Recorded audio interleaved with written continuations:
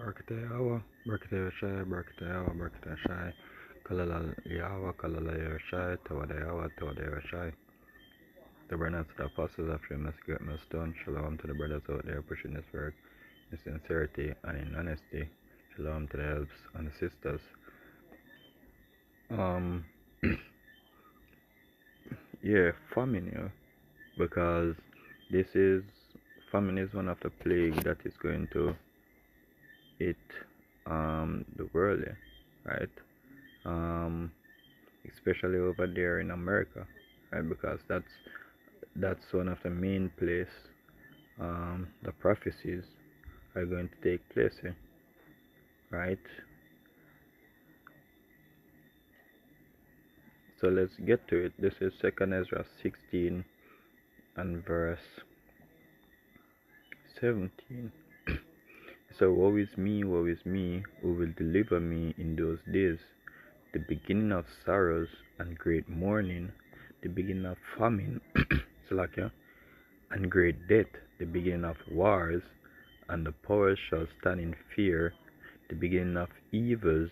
What shall I do when these evils shall come? Right? So yeah, so we're gonna get in we did I go read everything first, but let's get in on the what we search here. Yeah, because this breakdown um is mostly about Jamaica and how Jamaica can see a famine if World War III should start. Right? So it shows some sites where I guess the AI dragged it information from, because this is from AI mode. So in a hypothetical World War III scenario where global shipping completely stopped, Jamaica would face an extreme risk of famine. The island's food security is currently characterized by a high dependency on foreign imports for essential staples, making it highly vulnerable to total maritime blockade. Right? It's a current vulnerabilities. It's a high import dependency. As of early 2026, Jamaica continues to rely heavily on imports for its food supply. Approximately 80 to 90% of imported staples such as rice and flour come from abroad. And if you know anything about Jamaicans, they love their rice and peas, and they love their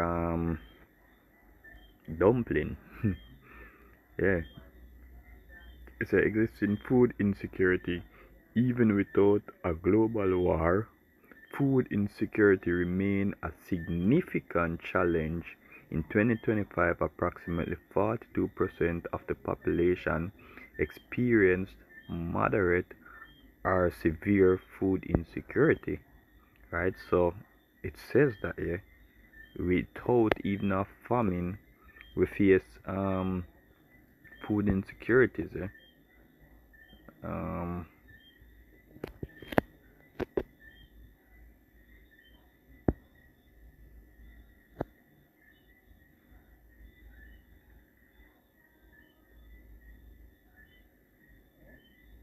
okay, so it's a supply chain fragility. Jamaica is a net importer of agricultural products. Past events such as the Big C pandemic and regional hurricanes have already demonstrated how quickly supply chain disruption can lead to scarcity and soaring prices. Right? Yeah, because Hurricane Melissa that passed recently basically made certain things go up here. Food produce, right? Yam, all them things, the sweet potato, not sweet potato, sweet pepper, onion, and them little things. The price went sky high, and them carrots, and so on and so forth. right? So we're not gonna read all of that. As we say, we just type it up on AI mode. So say, could food grown in Jamaica stop the famine? So while Jamaica soil is fertile, local production only alone can only and can likely could likely not stop a famine if all shipping ceased immediately. Current food systems are built on a grow what we eat what we grow philosophy that has not yet reached full um, self-sufficiency for the island total ca- caloric need. Um, there was a point. There was a point. Um, was it the next question?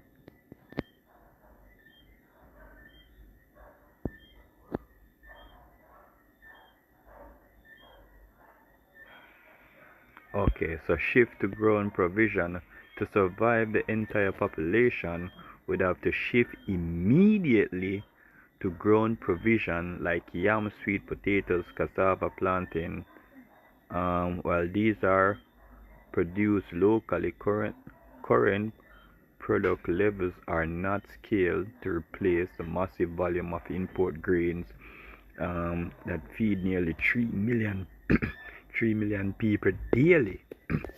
Yes, so we are at high risk for a famine, right? And you would talk to people, right? Because we do it before in the camps, right?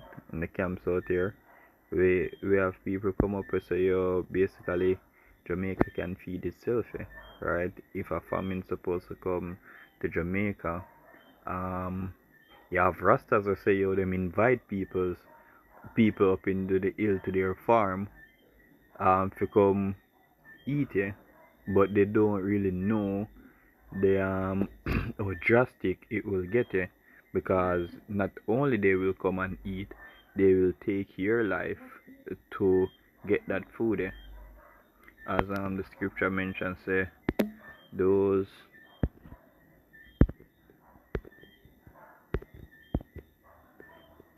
in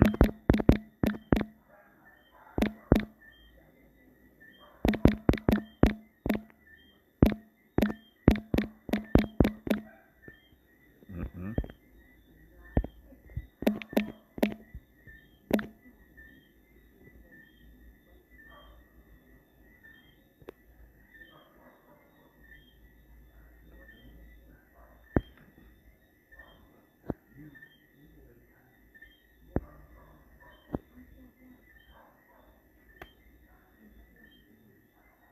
Alright, I think it's this one. Vice gets Vice get worse up for some reason. This is Ezekiel 7 verse 15. It says the sword is without and the pestilence and the famine within. So the famine is also going to come with pestilence. Right? It says he that is in the field shall die with the sword. So therefore people go come with machete, guns, knives, stone to come take your food. And he that is in the city, famine and pestilence shall devour him. So if you're in the city, you're gonna die for hunger, right? Die from diseases. But in the hills, you're gonna die um, by by famine. So continuing, it's a let's read over. It's at the beginning. Second is 16 and verse 18. So the beginning of sorrows and great mourning, the beginning of famine and great death, the beginning of wars, and the poor shall stand in fear. Yes, because these banking elites are going to fear. Um, these prime ministers are going to fear. Fear is going to be upon all the land. What shall I do when these evils shall come? Behold, famine and plague, tribulation and anguish are sent as scourges for amendment. So that's from the Lord, right? To punish, especially our people, right? said, but for all these things they shall not turn from their wickedness, nor be always mindful of the scourges. Right? So they will basically die in their wickedness. And for our people, they're going to die as well in their wickedness, but they're going to come back in the kingdom through the elect, right? Because the scripture mentioned all Israel shall be saved, right? Basically, all Israel shall receive the promise. So they're going to born into that righteous lineage and not know unrighteousness again, Here we now say, okay, so behold, victual shall be so good, cheap upon the earth, that they shall think themselves be in good cases, and even then shall evils grow upon earth, sword, famine, and great confusion. Yeah, because in an instant, all the good time you're having can change to chaos. As this you whereby your food and so on forth till the ships stop coming, and all of a sudden everything skyrocket, right? Evils, right? And then everything kick off, which will entitle the sword and famine and confusion. Everybody running, breaking in stores to get food and so on forth, right? So in an instant there could be trouble, right? And this the trouble that's coming on the earth, I don't think I read it as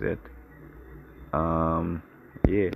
The trouble that's gonna come on the earth is going to be a very great one. This is Jeremiah 30 and verse 7. It says, alas, for that day is great, so that none is like it. It is even the time of Jacob's trouble, but he shall be saved out of it. Who from Jacob is going to be saved out of it? The elect. The elect, yeah. Right?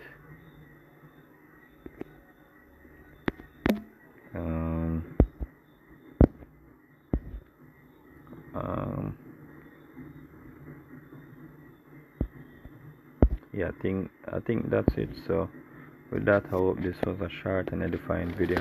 Kalalali Bashimir Shai Bashimir Kakadash. Shalom.